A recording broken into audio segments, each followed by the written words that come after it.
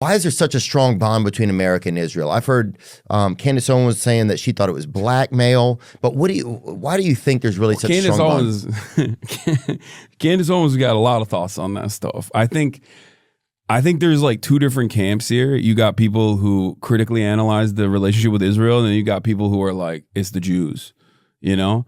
I am in the critically analyzing the situation camp rather than just being like, oh, it's Jews because they got mind control powers or whatever the fuck people say. It's because it is an unsinkable aircraft carrier in a resource-rich region, and it has its own espionage facilities, and that is the reason. Like we basically carried over from the British this settler colony in the region that we can just kind of use. Or have a collaborative relationship with, and it's incredibly valuable for us. So valuable that, like, I mean, Israel's blown up USS Liberty like a American Navy ship. Yeah. And basically, that was in the 50s, I think. In that process, like, it was an incredibly valuable Cold War ally because we were terrified of Israel going and like collaborating with the USSR. You got PEN, Arabic nationalism happening all around the region. All these countries that are developing nation states are doing so on the boundaries of defeating their colonial occupiers, whether it be French colonialism or British colonialism, and simultaneously they're looking to the USSR, right? And they're like, maybe you guys will help us out. This seems like a cool thing that you guys got going on over there. This socialism stuff ain't too bad. America goes, fuck that. And they basically hit the Israel button as hard as they could, where they were just like, you guys are going to be our extension. Right. It's like some of my friends say there are favored client states, and then there are client states that America just discards. Ukraine is obviously a non-favored client state, and that's what happens when you're done with Ukraine, where you're like, I'm done with this, pack it up, give me all your minerals, even if you have any, who knows, I don't care, know your place. America does this to the Kurds all the time as well, where they'll just like arm them and be like, yeah, you guys need to develop a nation state. It'd be nice. Kurds are an ethnic minority in the region. Okay. 35 million people. In what region? In the Middle East. 35 million people don't have a nation state.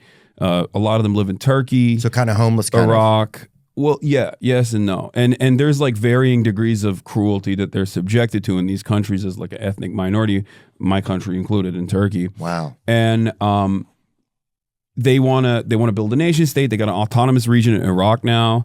They're in Syria as well. They're in Iran as well. And then so they're trying also to figure in it Turkey. out. Yeah, so America will go up to them and be like, we're going to arm you guys. We're going to train you guys. Go fuck shit up. And then as soon as they're done, they just discard them. And they're like, okay, go. They'll tell Turkey you can go and, bomb these villages that they're in. Who cares? It doesn't matter anymore. So what you're saying, I think it's like, that's one of the things that makes it tougher. The more information you learn, I think, in the world, it's like, the shittier things seem. Yeah, in some ways. True. But the reality of things, you just see the reality. It's like, yeah, you need, and if you were playing a game of Risk and you were these powerful people, how would you operate? And yeah, it gets to be tough to find out, okay, well then what does being an American still mean to me? And then also that things are so conflicting and dangerous out there amongst these like leaders and powers that you have to like kind of put a flag in something for yourself, just to kind of get to, because otherwise you'll just be sort of aimless, it feels like. Well, I mean, I think I don't know if I'm even explaining that fully right, but you got to stand for something. Is that what you're saying? If you don't stand for something, you fall for everything. Yeah. So here's what I think. It's like the more we learn about history, and the more we learn about just like the like, well, America did these things, and some of it, 9/11 could have been the result of some of that. Just the more you start to learn that America hasn't always been this perfect partner, and that it just starts to test like, okay, well, what does it mean to be an American to me? But then at the same time, you need to be an American because you live in a country that's safe and you're able to operate here within the country. So it's, I don't know, it just makes it kind of interesting. Does that make sense? Yeah, no, I get it. What you're exhibiting is a very normal contradiction that a lot of Americans when faced with the reality of American foreign policy, they come to terms with this. Like they try to resolve this contradiction where on the one hand you're saying, well, I'm an American. I like the security blanket that I exist under, right? But also simultaneously you're like, but damn, we're doing a lot of fucked up shit around the world.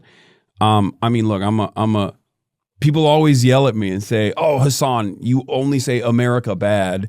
But I don't just stop at that. Like I want America to be good. I think America has an incredible potential. It's the wealthiest nation on the planet. It should be doing so much more to help its own citizens, and so much more to lead the way, pave the way for a new evolution of the way that we look at international relations than the way that we engage with conflict. But the reason why America is the way it is because I see it as basically, 50 corporations in a trench suit. Like it's just it's a holdover to extract tax revenue from everyday Americans and then give it directly back to corporations in the form of subsidies without ever regulating them and demanding anything in return. I think one of the best examples of this was when, Russia invaded Ukraine. And then Russia is also part of OPEC Plus, so they went back to Saudi Arabia. Okay, so take us back. Our listeners, if we get too much information, a lot of them don't. They're going to tune it out. Well, I think if it's new information for me, I shouldn't say them. If it's new information for me, it's hard for me to go along. So OPEC. Why are you throwing him under the bus? I know, I am. My bad, guys. I am the problem. So, but OPEC is the oil. Yeah. So OPEC is like an oil NATO. Is that right? Yeah. Basically, exactly. It's a cartel. Okay, that's what it is. It's a group of countries that have oil reserves that basically set the price of oil barrels. Okay, and Saudi Arabia is pretty dominant because like they have, they are the oil right. They're gods, the big dogs. basically. They're damn. Yeah, and the Organization of Petroleum Exporting Countries. And Russia basically went back to OPEC and was like, Organization of Petroleum Exporting Countries. Yeah. Okay. Yeah. Cool. At the time, Russia had a lot to, a lot to gain from, and all these other countries had a lot to also gain from basically limiting the price of, or limiting the supply of oil. Mm-hmm. We're in the post-COVID era too, and then like they were also making a lot of money, or they had lost a lot of revenue, so they wanted to recoup because nobody was like flying around or using oil because everyone was like stuck at home. Oil's been down. So they were recouping on those losses by just basically saying demand is on an all-time high. We're not going to produce, we're not going to keep up with that demand to make sure that we stabilize the prices. Right. So they're saying, there's only so much oil, even though there's as much as they want. They kind of want. Oh yeah, they could have produced way more. Right. So the point I was going to make is Brandon went back to Saudi Arabia. He shook hands with MBS and was like, who did, hey, Brandon? Joe Biden. Oh, Joe Biden. Yeah. He went to Saudi Arabia. He was like, "Come on, Jack, produce more oil. Come on, don't do it." And they were like, "Nope." The reason why I'm telling this convoluted story is because then we have American oil and gas industry providers, right? Like we have our own oil. Everybody always talks about how we have independence, like energy independence in America. So he went back to the American oil and gas industry and was like, all right, you guys have to produce more oil because you have to offset what like OPEC is doing. And you know what they said? Fuck you. That's what they said. The oil and gas producers in this country, the fossil fuel industry gets 80% of our energy subsidies. It's like billions of dollars that they get. Subsidies means they get kickbacks from the government. Not even a kickback. Like government collects taxes and then government gives these companies, whether they're in agriculture or whether they're in the oil and gas industry, they give money to these companies to keep prices relatively low, to keep up with the cost of the production, right? They're like, hey, we're going to give you this money so you keep prices low. But in a time... because that company owns so much of the actual market of whatever that product is, that if they wanted to adjust it, they could do it. Yeah, exactly. I didn't even know and that. They didn't provide, they just didn't supply the federal government with more oil. Like they just did not produce more in the time to stabilize prices. And you got like the oil lobby guys going on CNBC and actively being like, we have a fiduciary responsibility to our shareholders to maximize profit. we don't care if we don't care if the prices are high, sucks to suck, because our profits are great. And the reason why I explained all this is because I think that's a perfect demonstration of how America operates, like the American government operates rather, where it serves corporations, not the people. And then you got China on the other hand, where like it's, they got billionaires too, they got massive corporations too, but those corporations serve the government. Now that can be bad, but if the government is interested in uplifting the public good and doing like even development or whatever, then ultimately they just can force corporations' hands to do whatever they want.